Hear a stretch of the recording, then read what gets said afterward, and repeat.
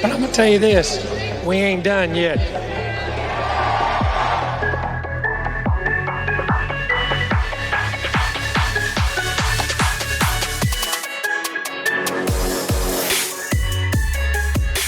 Howdy and welcome back to the Ineligibles podcast. I am Will Stone. He is Chase Caldwell. We had to call a bit of an audible this week. We decided to go ahead and do our Q&A episode this Tuesday and save our SEC West for next Tuesday. So you guys are getting a bit of a surprise, but we had a really good response on our questions, and I know we're both excited to really dig into these and engage with you guys. So yeah, we've been inundated with questions. I'm really excited to get into it. So we had to push it forward because I'm like, we could really probably split this in like 2 episodes or 3 episodes. Yeah, there's a lot of content here.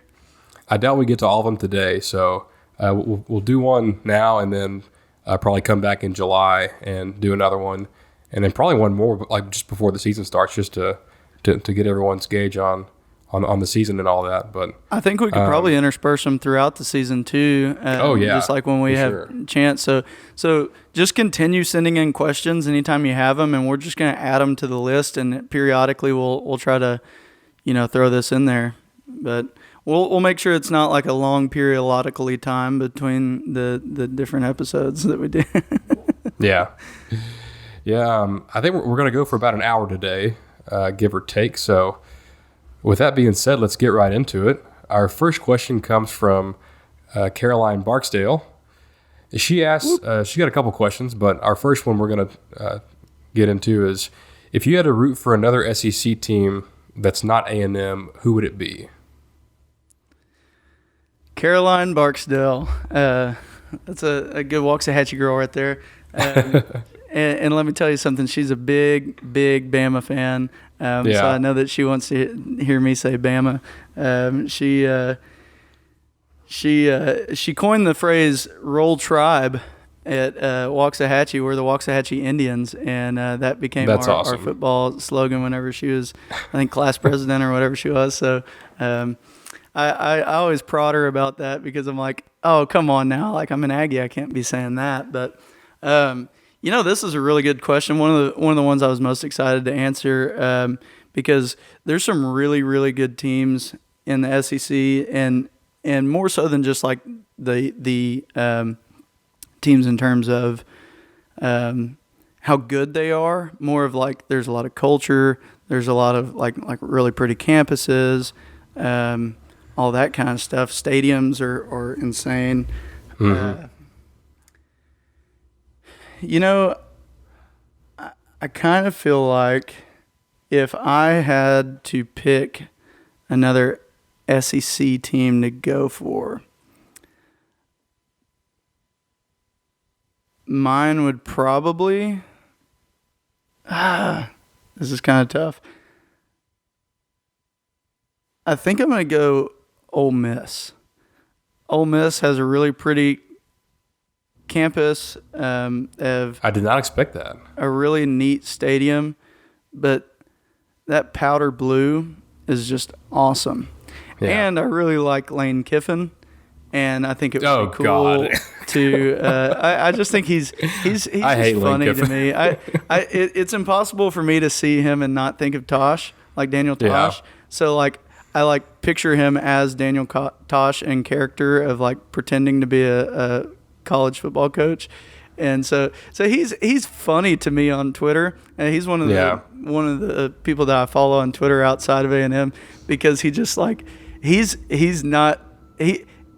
like me on Twitter. Like he's not gonna like just like he'll retweet something with Coach Saban and be like, "This is the GOAT," He'll say stuff like that, and it's just funny. But then it would also be really fun to like be a like your rival coach to be Mike Leach, like right. Just some of the stuff that Leach might come out about your team. But although I don't know how long that's going to last. Yeah, I don't either. I don't either. But it just kind of sets up kind of fun, and that would probably be if I'm going SEC West. If I went SEC East, I think I'm going Florida. Really? For similar reasons, like the Swamp is super cool. Their blue blood program got a lot of cool history to it. But honestly, this is a really, really hard thing because one of my big things, and I'm kind of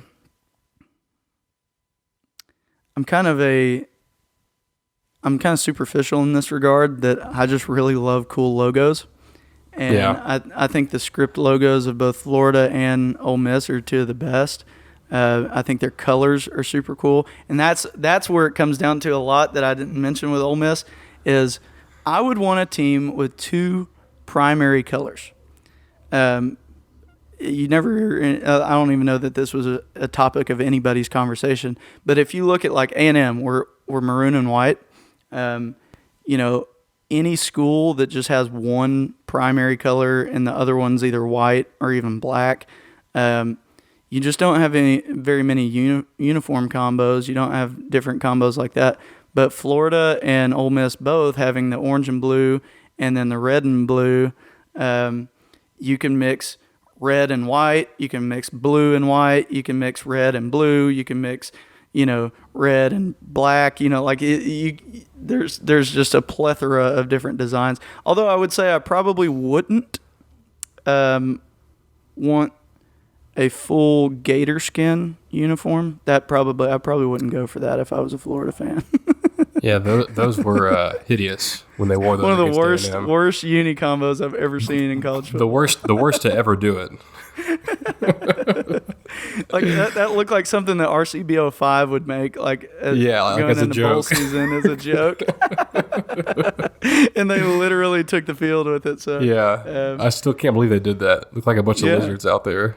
What about you? Who's another team in the SEC for you? If we're talking about a world where A&M doesn't exist, so therefore I'm not conflicted with that. I'd give heavy consideration to Alabama, just because of the tradition with the program. It's a real classic looking uniform. Obviously, I would have had a ton of championships in my lifetime so far, in my short time on Earth. But I think even then, I think I would still pick Georgia. Georgia's a team I give a lot of hell to, is the biggest underachieving program in college football, because they have every resource advantage imaginable, and they have one title in their entire history, and it was over 40 years ago. But whenever we got to go there, when A&M played there in 2019, it's a gorgeous campus. It's an awesome college town. It's one of the premier college towns. When you think of college town, I think you think Athens, and I haven't been there, but I've heard Madison, Wisconsin is that way too. It just has that college feel to it. It's kind of hard to explain. Sure. But I mean, and we always, I think that me and Kyle would always ask the question, if you had to, attend a different college that wasn't A&M, where would you go? And I think I'm definitely picking Georgia in that scenario. If I had to attend a different one, I would pick Georgia as well. Georgia, that campus was gorgeous. Alabama would be fun. I hesitated to not pick Alabama because you want to be on the side with winners. And at the end of the day, Alabama's the winners. They're just winners. It's like the Patriots of college football. They just win. It's just what they do. You always find those people that are big Alabama fans, and then they're also Manchester United fans, and then they're Yankees fans and Patriots fans, and you're like, what went into your decision making on teams? It looks like you just looked at the win-loss schedule over the course of their time, and that's you said this is going to be my team because they're the best. I think you're describing Josh Beeman. I actually wasn't. I was shout out to you, Josh. I was describing one of my buddies in Ever Jones, but I don't know that he'll listen to this or not, but. I like to prod him about that sometimes. Like, oh, you're an Alabama fan? I wonder why. Just to mess with him. But his wife's an Aggie, so they get a pass. Nice. But yeah, I think Georgia for me, it's just one of those, like, and it's got a dope logo too. Like my high school colors were red and white, and I think red, white, and black, especially the way Georgia does it, is just so slick. Are you just going to glaze over the fact that you had the same G in high school? I was about to say that. I was about to say that next. Like, very, very similar G. I thought you were just going to be like, yeah, we were pretty similar because we were also red and white. Like, no, you were similar because you had that G, that Georgia G, the Grosbeck G. But no, I think our baseball hats are identical to Georgia's. Well, I won many FFA banners that had that G on it back in the day. So, shouts to Grosbeck. I like Grosbeck in that regard because I would always come to y'all's program and just mop up with go Goats first place banners. You probably got more than we do. That's probably true. Moving on, we had a ton of good questions from my wife. Shout out to my wife. Wife. She's an avid listener, and Chase thought that I was asking these questions for her, but no, this was all her. We'll try to get to most of these, but the first one I wanted to get to was funniest thing you've seen happen at a college game. And I don't know if you have one that pops off like on the top of your head, but I've got a couple. And I've got a great one, so I'll let you go first on this one. Okay. I'm ashamed to say that I had to like go back and look through like some YouTube videos to like refresh my memory, because like I know I've seen a lot of funny things in football, but like nothing was really standing out. But thankfully I looked up a video, and the very second one was this was like 2014, I think, and the head coach at Minnesota was Jerry Kill. And Minnesota's hosting a home game against Ohio State late in the year. It's a snow game, and Jerry Kill is on the sideline eating a dilly bar from Dairy Queen. It's the most ridiculous thing I've ever seen. That's fantastic. But there's so much funny stuff that comes out of the commentators' mouths on broadcasts. Like this past year when we were playing South Carolina. That's exactly what came to mind on me. Was that what you were going to say? Do you want to take that one? That wasn't going to be what I was going to say, but whenever you said funny things that come out of their mouth, that was the first thing that I thought of. But Kellen beat somebody. He said he hit him with the okey doke sauce. Yeah, that's what he hits him with the okey doke sauce. Like, yeah, but I've got one that tops that. So I've been trying to prep for our Big 12 episode that we have coming up. So I was watching some Oklahoma games from last year, and I was watching Oklahoma versus Baylor, and Baylor has he's kind of a do-it-all defender, like linebacker, safety, kind of hybrid, named Jalen Petrie. And he made a big hit on Oklahoma's running back, and the like Jalen Petrie, like Petri dish. Well, he made a big hit on the OU running back, and the announcer goes, "Petrie just put him in a dish and said, 'Examine that.'"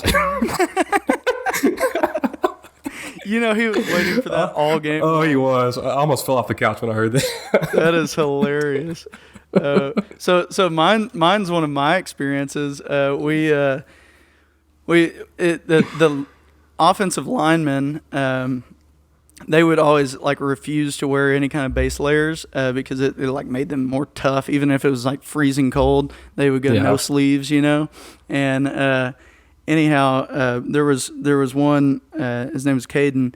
He was on the sideline, or he was on special teams, and he had to switch numbers. He was so a lot of people always wonder this, so here's your little informative information. When you go on special teams, if you have like say number 1 on defense and number 1 on offense that are both on the same special teams unit, one of them has to change numbers really quickly so that there's not 2 number 1s on the field. And so we used to, back in the day, they had what were called zip jerseys, which literally had a zipper down the side of them, and you would just zip it over their other jersey. Now that we wear those little tech fit jerseys, we just had to just change the jersey real quick.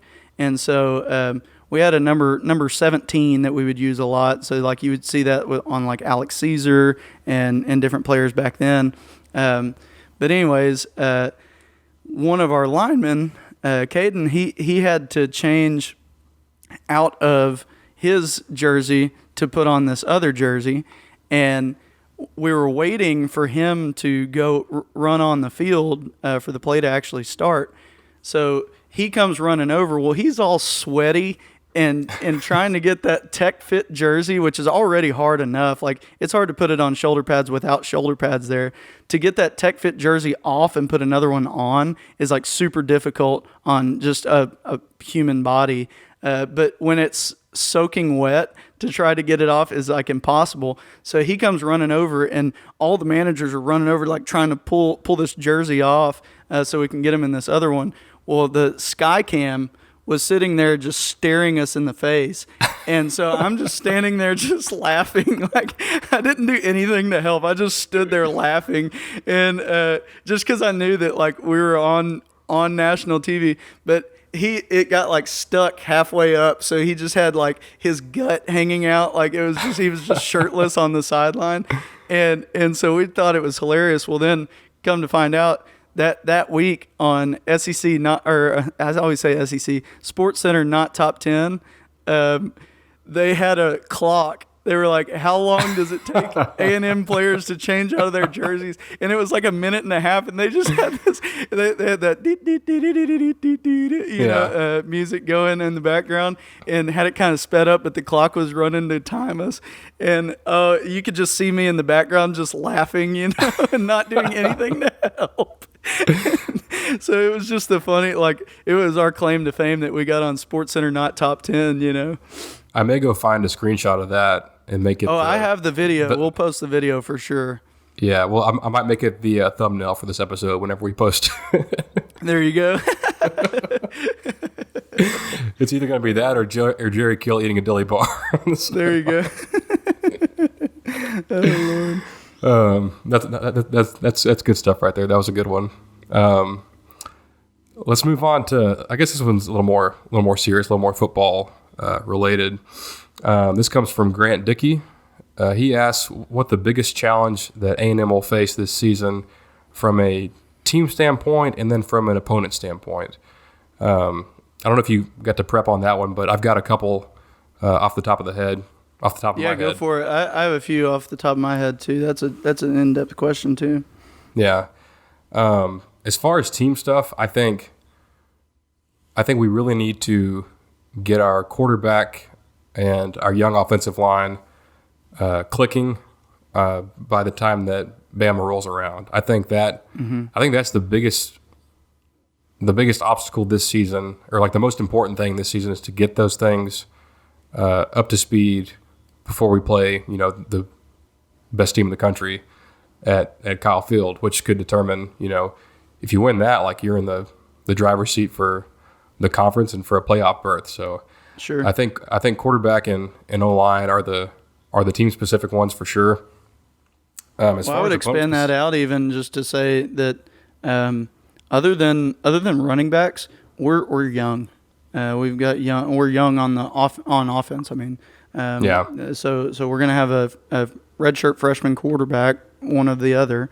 We're gonna have a lot of young receivers who have played a little bit and have some good experience, but at the same time they're still pretty young. And some of our best talent, like Demas, hasn't really seen much of the field yet. And then we're going to have a super young offensive line. So, like, overall, just like, I think that will be our biggest challenge, is having a young offense. Because if defenses mix them up, like when we go against the good defenses in the SEC, and they give them different looks, that can really confuse a young offensive unit. Absolutely. Yeah, I think you're dead on with just getting the offense as a whole just tuned up and working like a well-oiled machine by the time that the Crimson Tide roll into College Station. Yeah, well, and even past Bama, like throughout the whole season, like they're going to have some different problems associated with that. But yeah, as far as opponent specific, I think it's obviously Alabama, but specific to them, it kind of ties into our team thing. Like, I thought A&M did a pretty good job of keeping Kellen upright against Alabama last year. It's got to be the first time that we've ever played them that we didn't surrender a sack. So I think, and they have some really talented guys on the edge that can get after the quarterback. So I think that's going to be a challenge. A specific challenge to that opponent is, and who's the biggest opponent on the schedule, is holding up front against a pretty talented defense. And on the other side, it's going to be keeping Bryce Young and those receivers in check, which A&M did not do last season. Yeah, Bama is definitely the number one opponent that's going to cause us some problems. They're going to be that every year. So just to give us a little bit mixture and one more, I'm going to go Arkansas. I think Arkansas is going to be a very tough competition this year. I'm going to talk about that more in the SEC East and West breakdown. But I think they're underappreciated. People don't look at how good they are. They were a tough team last year. And they want to beat us as bad as we wanted to beat LSU. And they're going to give, just from here on out, every time we play them, until they beat us, they're going to give it their absolute all when they're playing us. And if we try to glaze over that because they're lower ranked or whatever, Sally, watch out, And then for the team, I guess you're kind of on the same page as me with the offense clicking. Yeah, absolutely. I think that's our biggest hurdle. Yeah. We got quite a few from Kyle Quinn. I'll do this less serious one first because I'll spend 30 seconds on it. But he actually called me before we recorded, and he was telling me his questions. And one of them was, how relieved are you that you got to dodge Fresno State last year because of the COVID scheduling? And at first I was like, haha, real funny. But then I was like, well, I'm actually very relieved because the last time we hosted Fresno State at Kyle Field, they took us to triple overtime and almost beat us back when we had I think that was still Fran. I think that was Fran's last year. But that was the game where it was like 103 degrees and it was pretty sparse on the third deck in the student section. So like during overtime, they would like you swap ends of the field in overtime. So they would like go down to the end of the field that the like we were playing on, and they would yell.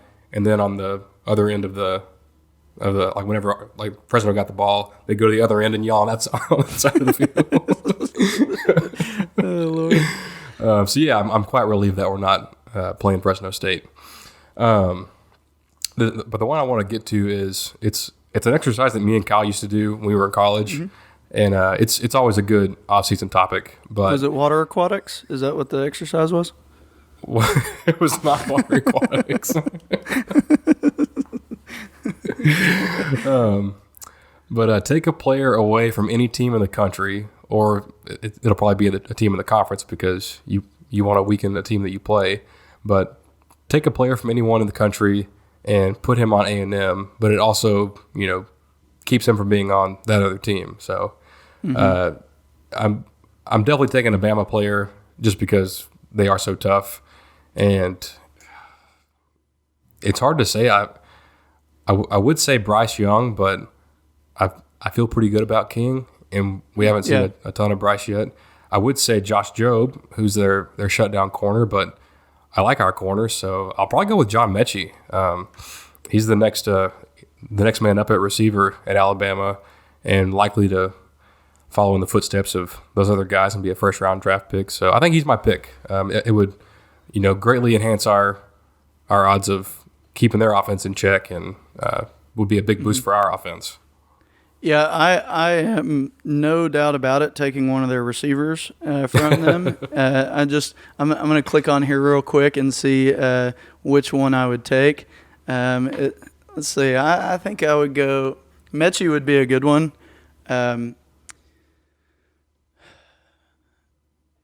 You could play the long game.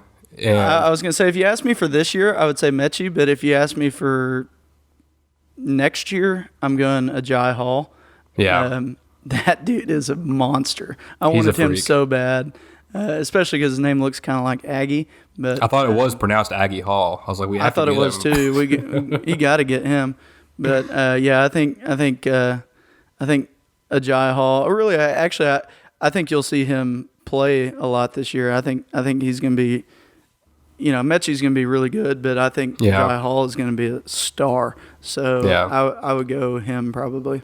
And if you took him, you get him for 3 years instead of just 1 year with Mechie, most likely. There you go. But yeah, I always love doing that one.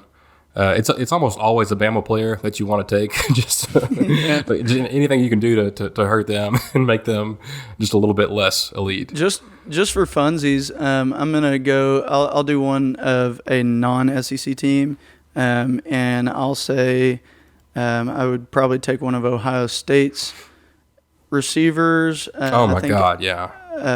Is Jackson Smith Njigba? Yeah. I'm going him on if I had to take somebody outside of the SEC. Yeah, either him or Garrett Wilson. They're absolutely loaded at receiver. So just I'll take any one of those guys if they want to if they want to sit them down here. I guess if I was doing it and just trying to get away from the receiver talk, one of my favorite players in the country is Jordan Davis at Georgia. Big-time defensive tackle, and we don't really have a need there, but he's just a super stud. He's a surefire first-rounder. Love to see him in an A&M uniform, but that's just to make it a little more interesting, not just take a Bama receiver like we'll probably do every year if you had to ask us.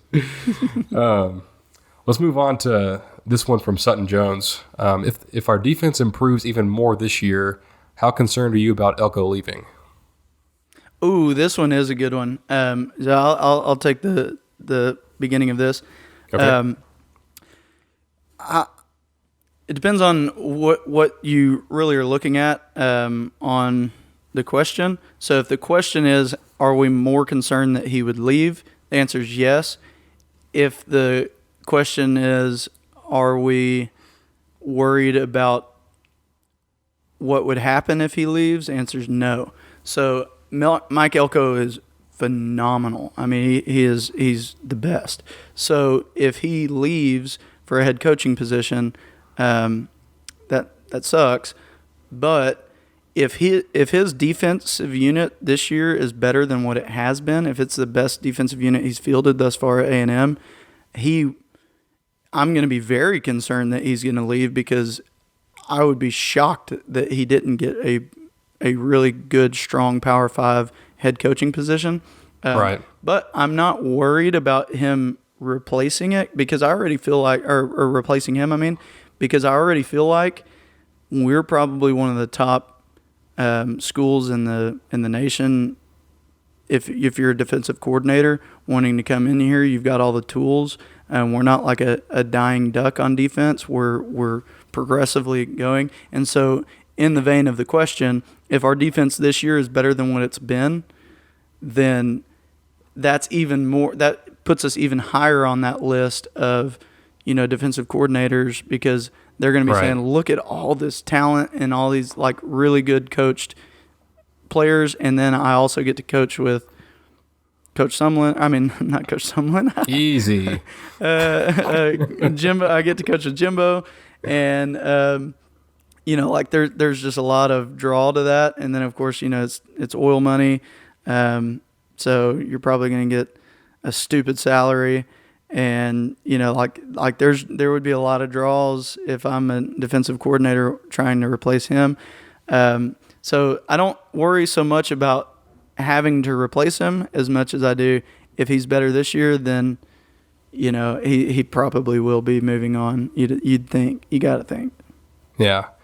Speaking of oil money, the WTI is at 70, so that bodes well if you're an A&M fan. That means your boosters have some deeper pockets and can spend on renovations and all that sort of thing, and coaches' salaries and all that.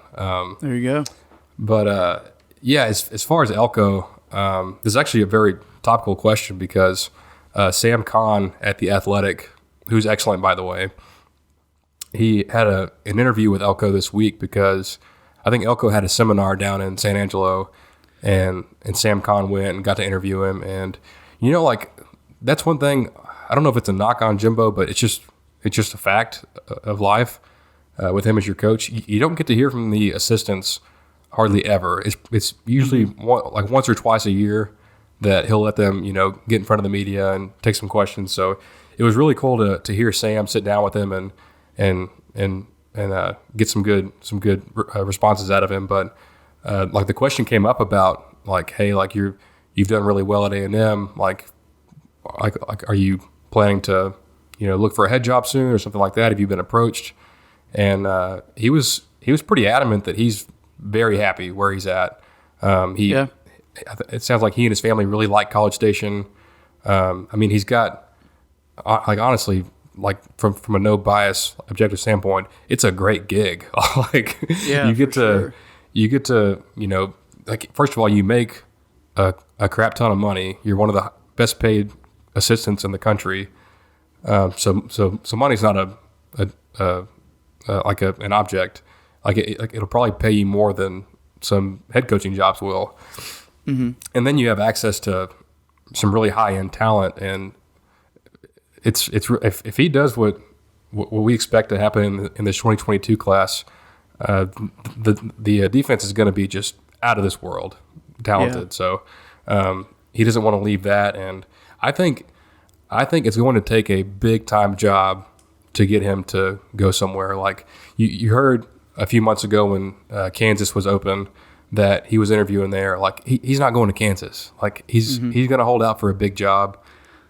He's a Northeast guy. It'll probably have to be something up there. And the only one that really worries me, and this is really off the beaten path here, but if USC fires Clay Helton, it has been talked about that they would target James Franklin from Penn State. If he were to leave, Penn State would be very smart to go after Elko, and he would definitely take that job. That's the caliber of job he's going to hold out for. He's not going to Kansas or Wake Forest or Rutgers. He's going to a big program. Well, I definitely would love to see it become, a Dabo Venables situation with Jimbo and Elko. That would be awesome. Yeah. So that's cool that he likes College Station. What's not to like, but yeah. And this is not Spawn, but if you're not on The Athletic, go check out that article. You can probably get a free trial and read that one. I meant to read that article, and I haven't read it yet. So it's good stuff. I'm going to go read that after this. Moving on, this comes from Anonymous. When are Brittany and Emily, a.k.a. our wives, going to be on the podcast?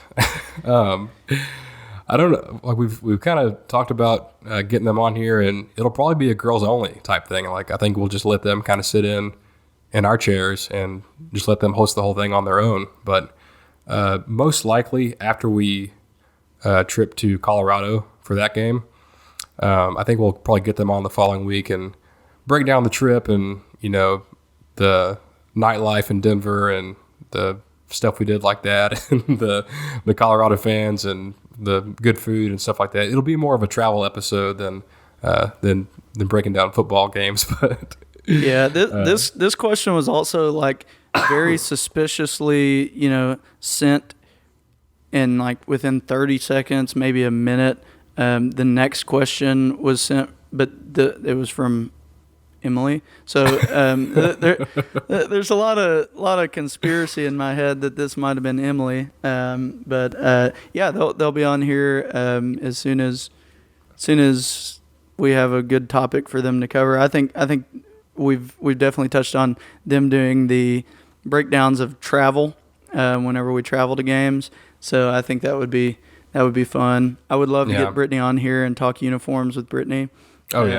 Just because I know Brittany loves uniforms and I'm a big time uniforms guy. So we'll get them on here eventually. After that, we do have a question from Emily, and she asks, what team other than A&M are you guys most excited to watch? Ooh, this is a good question. I'll let you take this one. Okay, I should have read this earlier because like while you were talking just then, I was reading it and trying to think about a good answer, but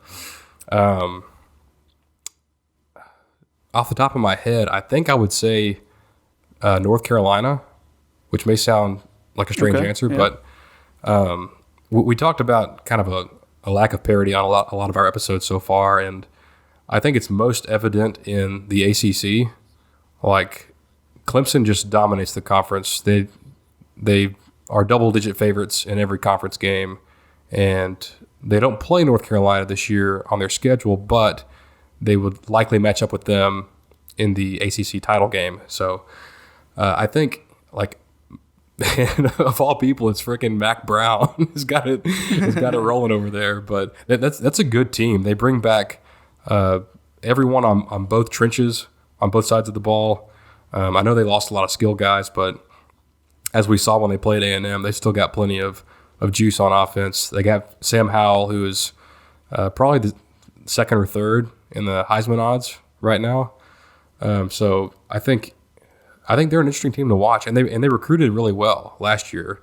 We didn't touch on them in our blue chip ratio talk the other day, but they're kind of on that brink. Like they're in like the mid 40s, I think. So if Mac keeps stacking classes like this past one, you could see them break into that conversation.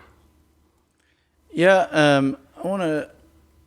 Well, I was gonna say something similar. I'm trying to think because I love college football, so I like to watch teams like along the vein of what you're talking about. Of like, I want to see them succeed and just see more parity throughout the sport.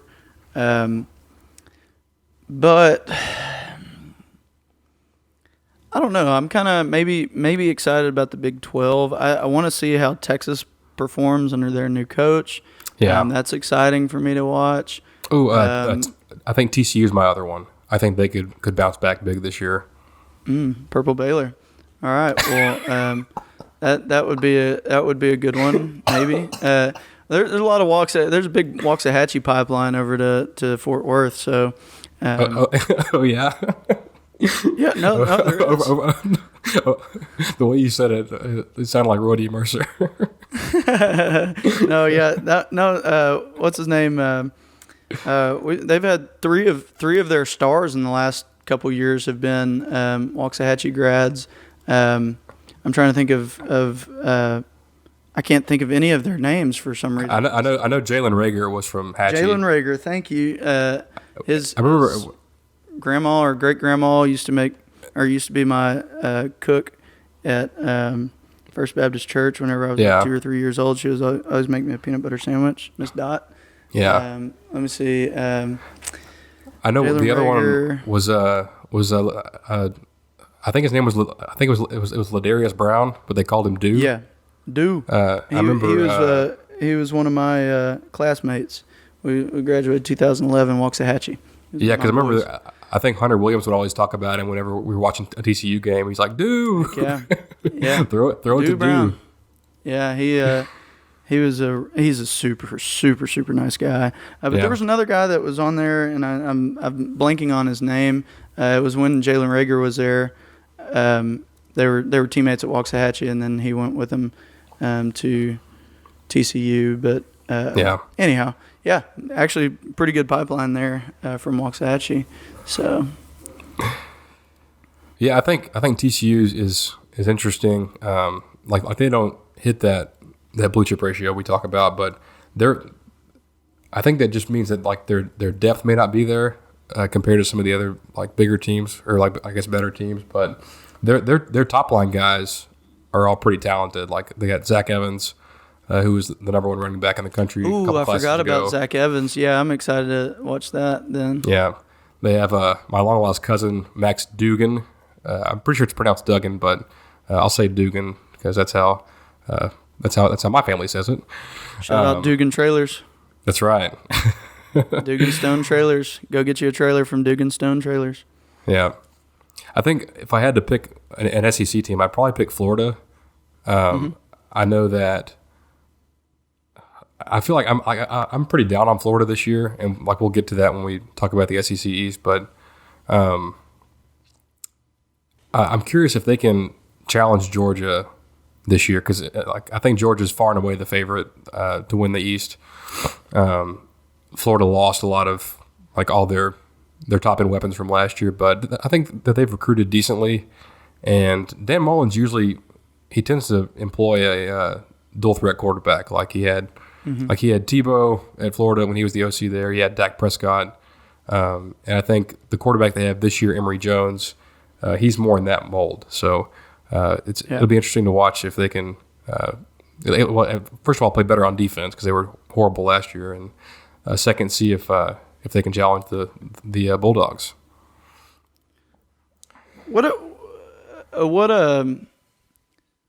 Let me just ask you this: what conference are you most excited to watch outside of the SEC? I think it probably is the Big 12, and I know that part of that is just because like it is so local for us. Like we're surrounded by Big 12 fans, but I think to me, like, and we kind of dog on the Big 12 sometimes, but that middle tier of the Big 12 is just so like you can't really separate it out and put one team in front of the other. Like I think Texas Tech will be improved. I think Baylor will be improved this year. West Virginia should be improved this year. Like I don't know. Like I feel like there's so many teams in that. Like there's Oklahoma, and then there's Oklahoma at the top, there's Kansas at the very bottom, and like the 8 teams in the middle are all just like trying to climb over one another. I think it'll be fun to watch. And then K-State, like they were looking great last year, and then their quarterback went down, and they were just never the same team. So I think, yeah, like if I had to go non-SEC, I'm definitely going Big 12 because there's just so much uncertainty. Like, I don't know. I feel like that's what college football should be. It's just like you never know who's going to like who's going to be good one year all of a sudden and just kind of like surprise people. But I don't know. Yeah. Well, have you got one? Yeah, I think the Big 12 would probably be mine. It's either going to be Big 12 or Big 10. I enjoy watching the Big 10 because it's pretty similar to SEC, and that's the type of football I like to watch. But I want to. One team that I didn't mention, I want to watch the Marshall Thundering Herd this year. Okay, we're talking. My boy Mac is on the coaching staff over there, and I know he's going to do it up real big for him. Nice. Go Herd. Go Thundering Herd. So I'm gonna have to get up there to see a game sometime this year once he calls me and offers me tickets. So can't wait to see him ball out this year with his defense. This is a really random note, but Marshall had the weirdest loss of the season last year. I think they were undefeated and just got destroyed by Rice in a game late last year. It was the most perplexing thing I've ever seen. Like I kept refreshing my ESPN app, seeing if it was broken or something, if they were putting the data in on the wrong team. But no, it really happened. And then I think they split with their head coach, who's of all names, his name was Doc Holliday, was the coach's name. And he'd been there for a while, so I'm glad Mac's still there. That I guess he just got there, didn't he? Well, I was going to say he just got there. He was at La Tech. In fact, talking about Purple Baylor earlier, we went to the La Tech TCU game at Fort Worth last year. But yeah, his name was Doc Holliday. Yeah, that's his. That coach. That's his actual name, was Doc Holliday. I'll be. Let's move on to the next one. I'll let you pronounce this gentleman's name, Riley. Oh, Riley Parlick. Parlick, okay. Yeah, #1 fan. He's a great listener. Yeah. What did Riley have to say? Well, Riley, we definitely appreciate you listening. Hope you like what you're hearing. You're not just being nice by downloading our show every week, but. He asked, "What's the most awesome moment you've had with A&M football?" And I think we kind of reworded it for him a little bit. I think what he like originally kind of asked was like, at what point were you like, hey, like A&M football is like badass, like this is really really cool, and the first one that jumped out to me was the very first SEC game with Johnny Football, season opener at Kyle Field. We were playing Florida. Didn't really know what to expect. It was the first game under Kevin Sumlin, first game with Johnny Manziel, and we had no idea what was in store for us. But I remember walking out. I got so lucky I had tickets on the first deck that year, or for that game, and just walking out to like seeing the drumline entrance and seeing like the towels going in cadence with the drums, and then the team running out, and there's an iconic picture from that entrance of Johnny and Sumlin and I think Larry Jackson, like some other players. I know exactly the picture you're talking about. Yeah, it's iconic, but I remember being in that moment and just taking all that in. Like, I think people use the term surreal too often, but that was a surreal moment for me. Like, I was just like, this is it, you know? Yeah. It was something. I'm gonna three-part this question. I'm gonna give three like quick little snippets of like, because I feel like I have like different trajectory with A&M football. The first one that I really like was like just amazed. Was probably my first season, but I would put it to that last Lone Star Showdown between us and Texas. I was on the track is where I pulled tickets for. We stood next to Dr. Lofton. That's awesome. I thought it was so cool, you know, and we took pictures with him and with Reveille, and I was in mascot company at the time, so I wasn't really allowed to see Reveille much, but like it was the last showdown. Like we were all, you know, it was just such a cool, just really like I felt a lot of just true tradition. And that's what I loved it. But of course we lost. When it came to me being like a real big fan of A&M football, where I like started following it and all of that, was the Mississippi State blackout game.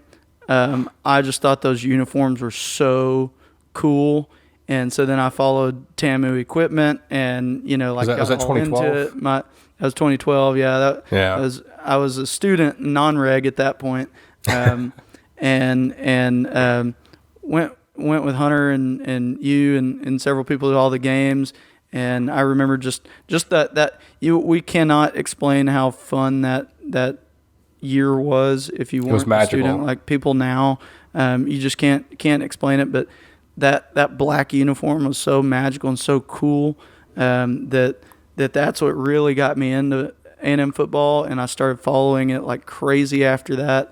And then, you know, 6 months later, I'm working for TAMU equipment, and you know, like it was a cool trajectory. So my last one would be, you know, what my just awesome moment was with the team, and that would have to be 2013 Alabama, because that was my first gigantic game that we played. And Kyle Field was louder then. I've never heard it louder than that, other than maybe Tennessee. Of course, I gave my LSU tickets to Sutton Jones. I asked that question earlier. His 30th birthday. That was his present for me. Best present he'll ever receive. Yeah. But yeah, that Bama game in 2013 was awesome because it was so loud and it was so much fun, even though we lost. Yeah, I remember that game. Like I'll never forget. I was at that game with Alante, and like we were on the side of the field. Where like Johnny threw that 97-yard touchdown to Mike Evans, like he was like right in front of us whenever he threw that. I remember watching that ball and Mike catching it and then stiff arming the defensive back, you know, and then scoring and just going nuts. I think that was probably like that moment was the single loudest moment that I've experienced at Kyle Field. Yeah, for sure. But. And when you were talking just now, I thought of a couple other awesome moments. When you talked about the Texas game, I was at that one too. You know, it was the last Lone Star Showdown, and I'm pretty open in the fact that I I do not like Texas. I root adamantly against them in every game they play. But I will say, the Texas band is very classy. And for sure, at halftime in that game, whenever they performed, I got pictures of this on my old laptop somewhere. But the Texas band spelled out "Thank you A&M," because it was like the last time. Really? Yeah, they did. I've forgotten that. I'll have to go find that picture and show Brittany because I doubt she's seen that. But yeah, like that was cool. And then the last one I'll talk about is the first game at Kyle Field that I took my now wife to, who graduated from the University of Texas. Taking her to her first game, it was Jimbo's first, I guess his first big home game. We were playing Clemson, and we should have won. And I'll never let that go that we got screwed. But just seeing her get into it and like her excitement like fed off of mine, and like she was ready to fight a bunch of Clemson fans, and I had to hold her back. But, and then like after that, like she was just so hooked. She was like, "This was so cool," and that's sure. definitely a moment that I'll always remember. Yeah. Let's do a few more. Yeah. Speaking of Brittany, we'll get to hers in a second, but we'll go back to Caroline Barksdale, and I love this question. And she asked if you could have dinner with I think I'll just reword it to say a legendary A&M football person. It could be player, coach, A&M president, athletic director, anybody, past or present. And I think the first one's obvious, and I'll probably give two answers because of this, but I would love to sit down with Jimbo and just like just ask him a million questions about sure. like his methods and like how he runs a program and how he evaluates, how he coaches, and like that. He's got so much football knowledge, and I would and what brought him here. Like I'd love to. Like I mean, I've heard him talk, in a media setting, but cool. I'd love to get like his true like personal opinion on that and everything. But have you got one that stands out? I wanted to go more historical, like old school. Like Dana X Bible? No, not that old school. If we're going to go anybody within the A&M program, I would maybe say like Bear Bryant for the same reason why you just said Jimbo.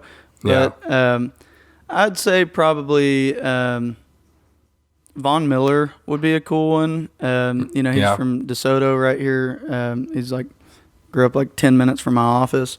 And I was there at the tail end of him being at A&M, so he just seems like a fun personality, a cool guy to know. I always heard from other managers that worked with him that he was just one of the best players ever in terms of that. See, I had good experiences because I got to know a lot of the people that people might say on here, Myles Garrett. Myles Garrett was one of the best people I ever knew.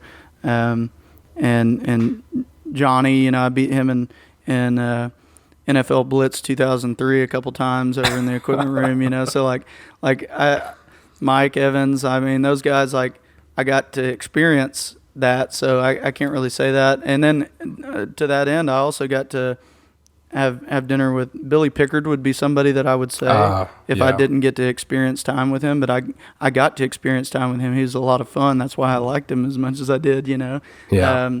But then that too, I just some of those old guys like that would be cool. Maybe guys from like the 90s, like Becky Richardson, or I'd like to talk with Fred Spiller sometime, and just like hear his stories with his son now being at A&M, like that kind of stuff is cool. But I think Bucky's a good one. I actually got to hear Jackie Sherrill talk at the Dallas Muster back in 2017, I think it was, and he was excellent.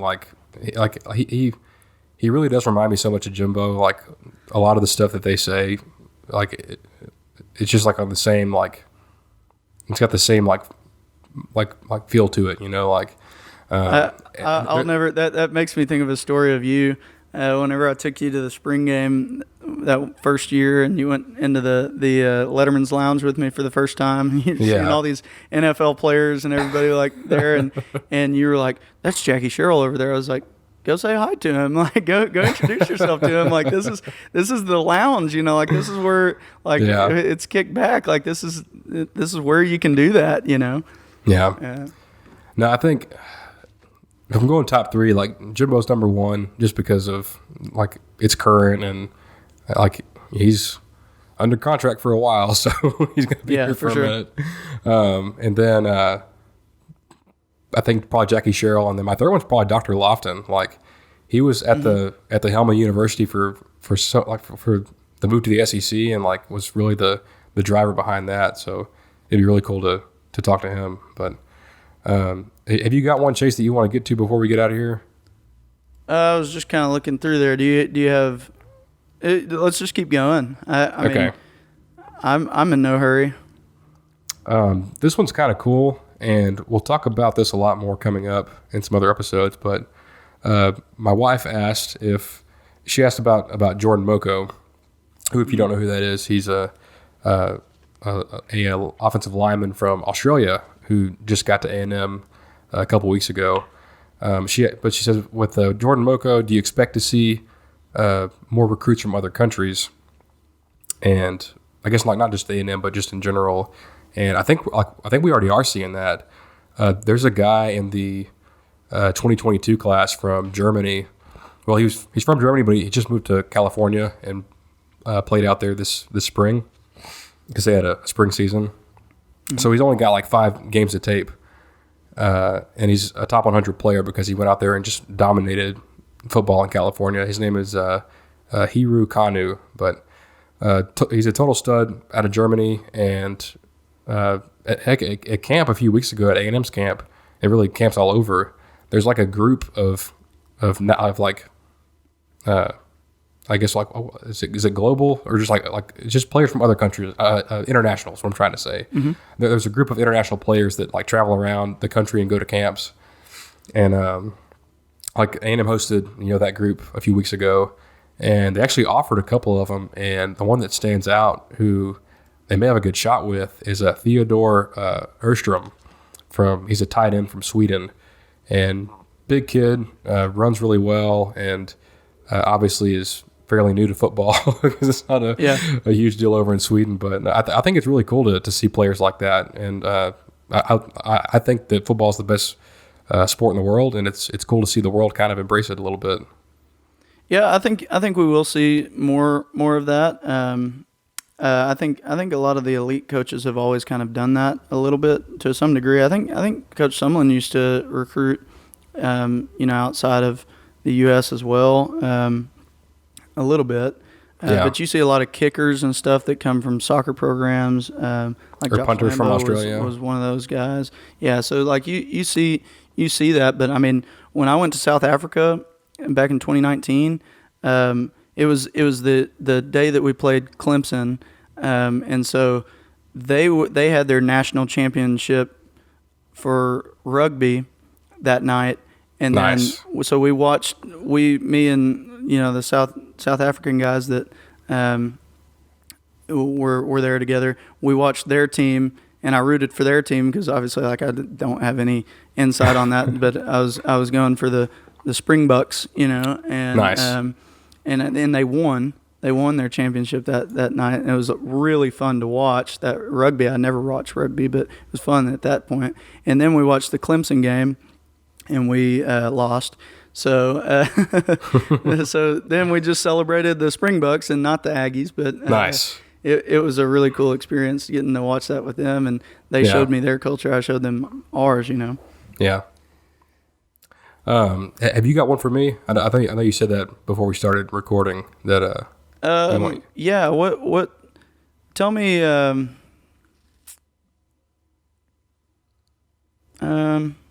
Trying to think of a good one for you.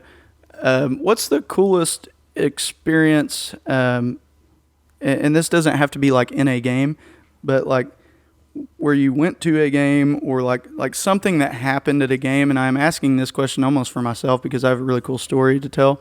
But tell me a cool experience that you had at a game, or at a tailgate or something like that just made you just all around love just the whole experience as a whole outside of just the football game. Does that make sense? Yeah. I mean, I've had several good tailgate experiences at A&M, but there's one that stands out on a road game. The second year we played Ole Miss, or our second year in the SEC that we played Ole Miss, it was 2013. We played over there, and we had been the year prior, and I remember I was pretty tame because we stayed in Memphis, and I was the designated driver, so I had fun, and it was a fun game, but I wasn't going crazy or anything. But the next year we stayed in Oxford, so I did get to let loose a little bit, and me and Hunter Williams. I hope he's listening to this, but and I think Hunter's just one of those guys where the coolest random stuff just happens to him. And he told me before we got going, he's like, hey, if you stick with me, we're gonna meet somebody cool, or something crazy is gonna happen to us. Well, we are walking around drinking, talking to people, the folks at Ole Miss are so friendly, and we actually ended up at a tailgate with Cooper Manning, who is the eldest Manning brother. he was gonna be a successful receiver, but he had an injury that caused him to retire. And he's probably doing just as well financially as his brothers are, just because he's such a smart guy. But we both got a picture with Cooper, and I put that on my Instagram. I also got a picture with Dr. Lofton that same day, so that was a interesting day. And then A&M won on a last-second field goal, a walk-off in Oxford.